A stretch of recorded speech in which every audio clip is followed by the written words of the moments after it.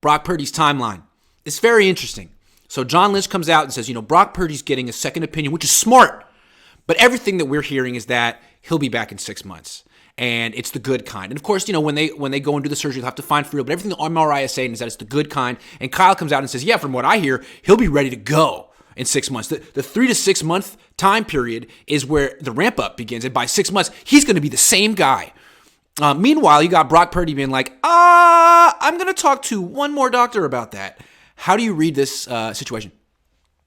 It kind of feels like if they're really dead set on wanting Purdy to be the guy. I think that's what it sounded like to me, which I don't think I even needed them to say it. I mean, I think it was more so of them doubling down like, hey, even though the injury's bad, I think Purdy's still going to be the guy.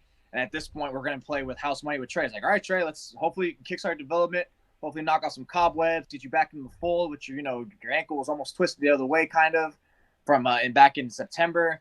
So I think it's pretty much just them just doubling down like, hey, like, we're confident, and I think he's still going to be the guy, because you're not talking this comfortably about someone else's injury and stuff like that. And his timeline is pretty much like, if you don't think he's going to be your starter going forward. And, I mean, it almost seems like they're now want to give Lance so much of a chance, regardless of an injury or not.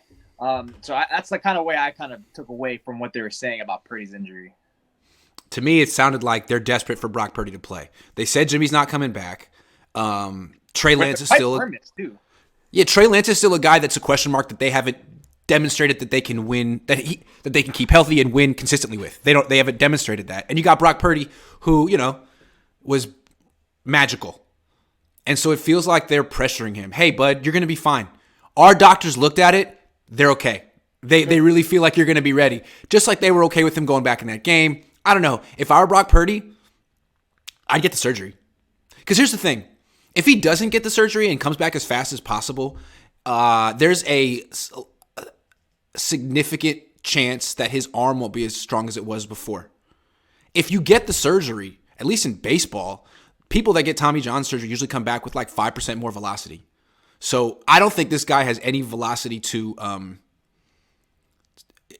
surrender. He has to keep it all. And if he's going to rush back for the 49ers who put him in this position to begin with, I mean, he should do what's best for himself.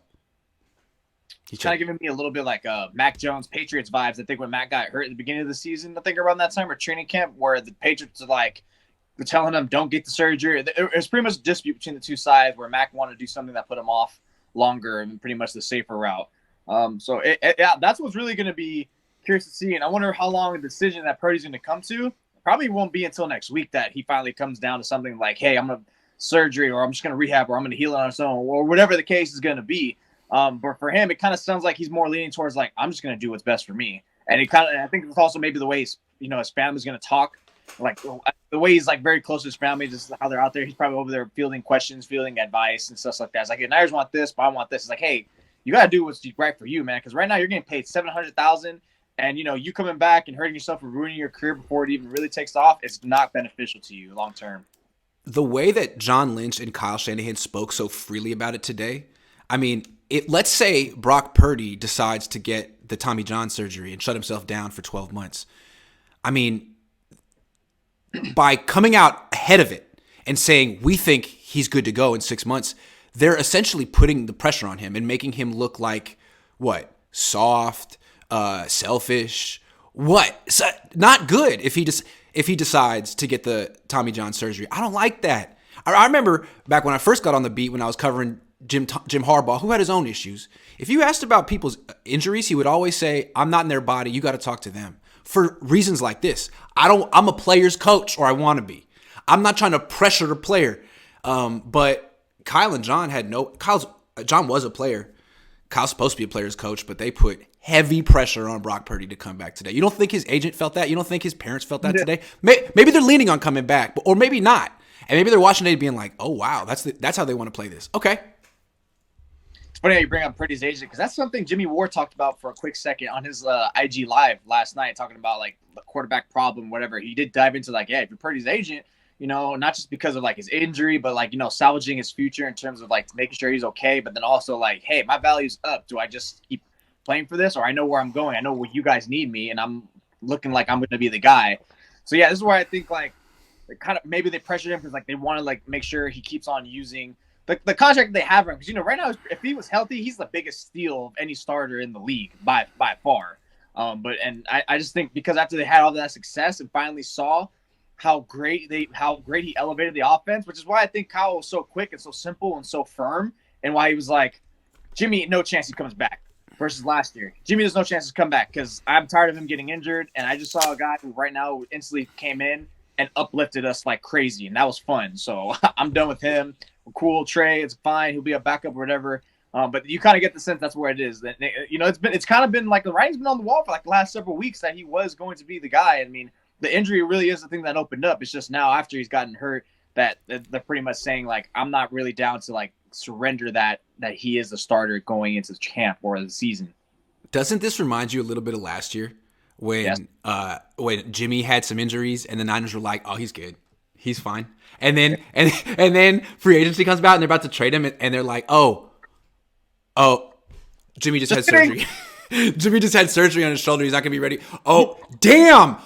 And then they were like, it seemed like they were mad at him all offseason. Like our doctors disagreed. I mean, Jimmy's within his rights to do what he wants, but our doctors disagree. That's essentially what they're doing right now to Brock Purdy. Like, our doctors feel like he's good to go. What's he going to do? I don't know, man. I mean, Jimmy had all kind of leverage because he has $100 million. He's 30 years old. Brock might feel like, hey, if I decide to get this surgery, maybe Kyle gets mad at me. Maybe all of a sudden, Trey Lance is back in favor and I get buried. I mean, who knows what he's thinking? I mean, I feel like they sent him a message today. Hey, bud, you want to be the quarterback on this team? Put some dirt on it and get back on the field, bud. Yeah. Bubba says, go ahead. No, I'm just saying Brock's probably just weighing it at this point because he's never been injured like this before. So that's something new. It's like, what the hell, man?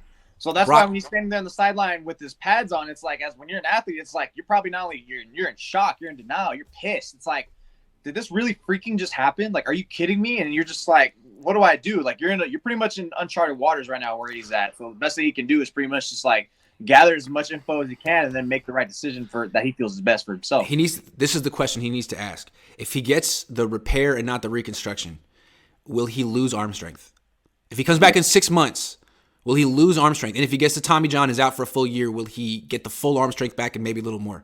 If he loses arm strength, don't do it, Brock. Don't rush back for Kyle Shanahan because he'll just get you hurt again.